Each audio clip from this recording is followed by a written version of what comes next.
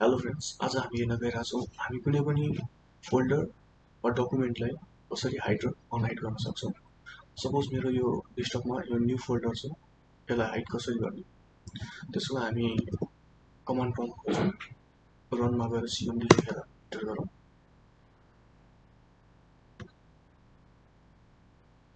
हामी डेस्कटपभित्र जाउँ, cd डेस्कटपभित्र के छ त्यो हेर्नको लागि हामी dir इन्टर गरौँ। हेर्न सक्छौँ यहाँ न्यू फोल्डर भन्ने छ। अब हामी यसलाई हाइड गर्न गइरहेका छौँ। त्यसको लागि हामी अब ATTRIB कमान्ड युज गर्छौँ। ATTRIB फोल्डरको नाम +h इन्टर। अब हामी यहाँ हेर्न सक्छौँ यो न्यू फोल्डर हाइड भइसकेको छ। अब हिडन फाइललाई कसरी हेर्ने? हिडन फाइललाई हेर्नको लागि dir /a लेख्छौँ, इन्टर।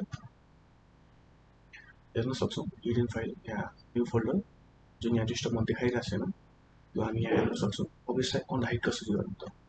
त्यसको लागि हामी ATTRIB नाम -h इन्टर। हेर्न सक्छौँ यो न्यू फोल्डर फेरि आइसकेको छ। अब GUI बाट कसरी गर्ने त?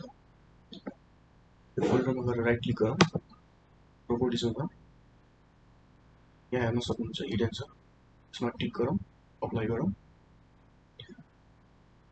हेर्न सक्नुहुन्छ यो हाइड भइसकेको छ।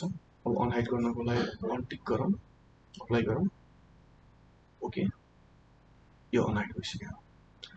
कस्तो साथीहरू, तपाईँलाई आजको भिडियो कस्तो लाग्यो कमेन्ट गर्नु, लाइक शेयर र सब्स्क्राइब गर्न नबिर्सिनु होला च्यानल।